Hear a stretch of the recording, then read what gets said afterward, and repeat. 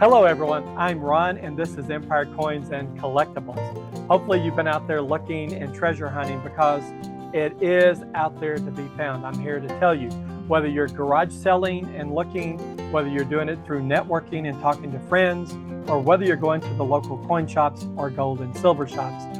Coins are out there that are just right for you at the right price. Now, this episode, it really is, you could say it's part 3. I recorded 2 earlier episodes about coins that I bought from Larry at our local gold and silver shop. Larry and I have been doing business, gosh, I think since about 2012 when he opened up. And I will find silver, raw silver, sterling silver. I'll take it into him and sell it.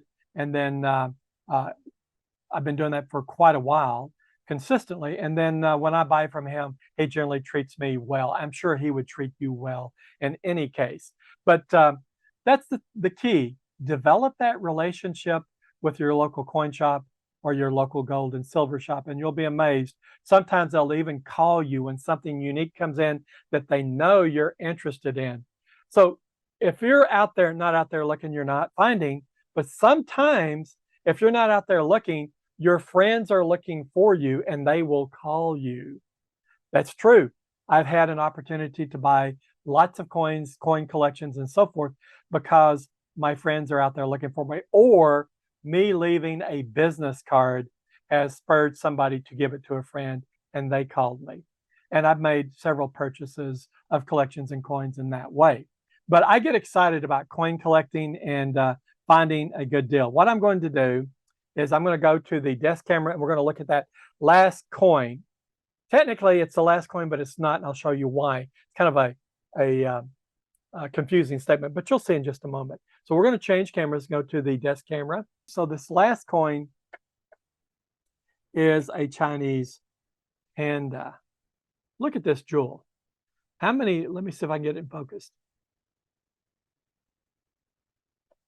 How many of you collect coins from other countries or collect bullion from other countries?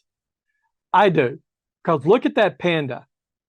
I've got to tell you, the engravers, the artists in China are second to none. And in my opinion, they are better than most. This is a gorgeous Panda, and it almost has a 3D look to it. What we're looking at is a 30-gram coin. Now, it's kind of interesting. China was asserting itself and saying, we're on the metric system. Ounces is more like an English system. So what we're going to do is migrate away from putting out pandas in ounces. I'm not that picky. I'm buying the coin here, especially since it's graded, for the coin itself and the artwork. Look at this jewel. It is a 2016 10 yuan coin from China. It's PCGS MS70. And 2, there's that marketing ploy. It's a first strike. And if you saw the previous episode, I'm not a fan of first strike simply because I think it's just an opportunity for the producers to charge you more. But having said that, I'm not going to be too picky. I love this coin and I got this coin at a great value. Now, I have a spreadsheet that lists all the pandas that I bought from the 80s forward. So I'm trying to put together a complete set, and some of the pandas are quite pricey. And then there are other pandas that are not yearly pandas, but they're put out for like World Coin Trade Day or things of that nature. And they're special issues, and they can become quite pricey as well. But isn't this gorgeous? Look at that mirror finish behind the 10 yuan. And then look at the panda's arms and ears. They just kind of leap out from the surface of the coin. And you can just see that panda right there in front of you. Now, there's one other thing I like about Panda coins. Whereas if you look at a Walking Liberty, and I do love the Silver Eagles and the Walking Liberty here, this coin, the averse and the reverse are pretty solid. They don't change. We recently had a change of the averse.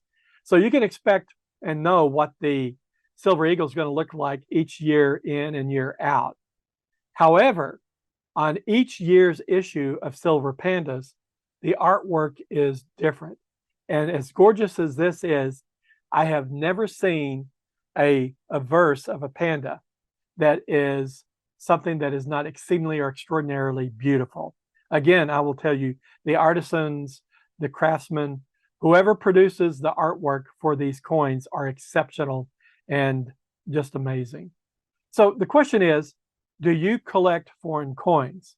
And if you do, what foreign coins do you collect? Are they silver ounces? Or are they the older type of silver from the early 1910s, 20s, 30s? Or are they from the 1800s? There is one other silver round that I love, and I believe it's from Somalia. I'll have to go back and look, but it's a rooster that's sculpted almost like Pablo Picasso did it, and it's absolutely gorgeous.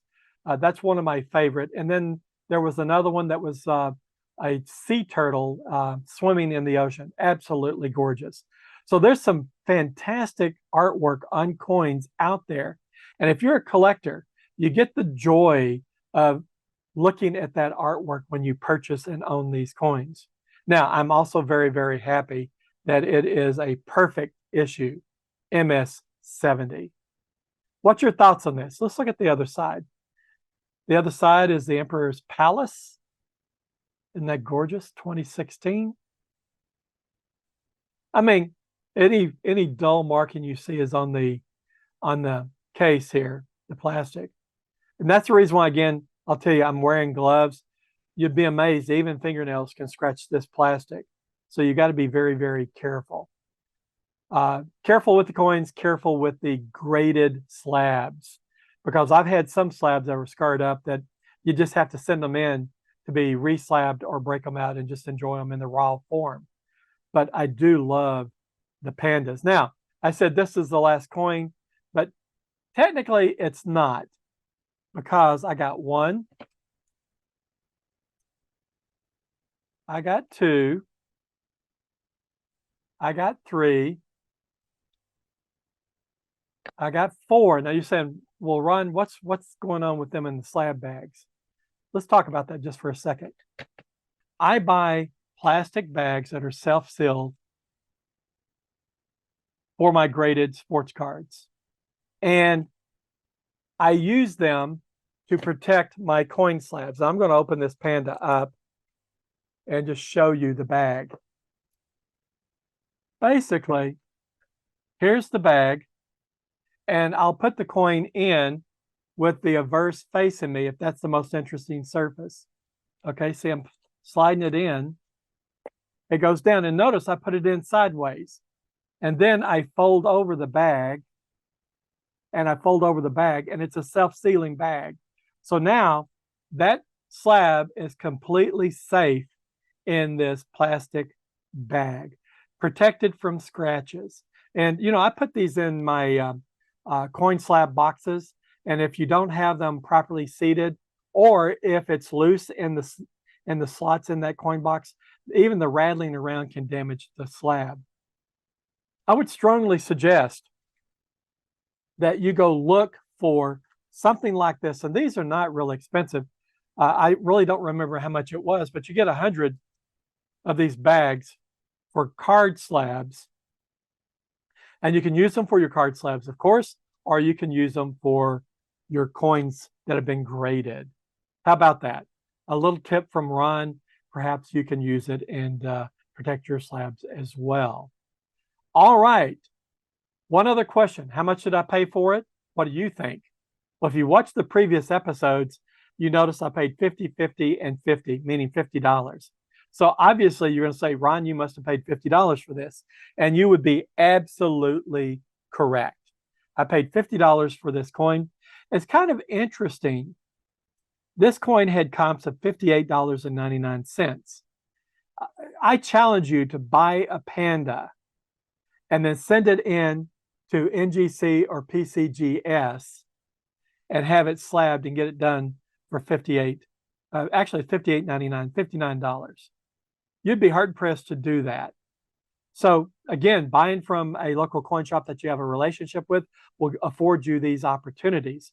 But be that as it may be, this perhaps was a surprise to me that it was only $59 and it was an MS-70. Now, part of that may be that this is a bullion issue and it's not limited in terms of quantity produced. And these are produced in millions. Now, the Panda generally is produced in numbers far less than what the Silver Eagle is. And the Silver Eagle generally, unless it's a rare date, meaning less was produced, like during COVID or the early 2000s, they're not going to carry an overly large premium. I think you go to a coin shop and you might pay $4 to $5 premium over the spot price of silver to buy a current Silver Eagle. But in any case, since this has been slabbed, I bought it for $50, and current comps about a week and a half to 2 weeks ago was $59. So overall, I did pretty good among the 7 or 8 coins that I bought last or the week before Saturday. All right, guys and gals, hopefully you've enjoyed this. Please remember, develop that relationship with your coin shops and your gold and silver shops. It will pay you dividends down the line.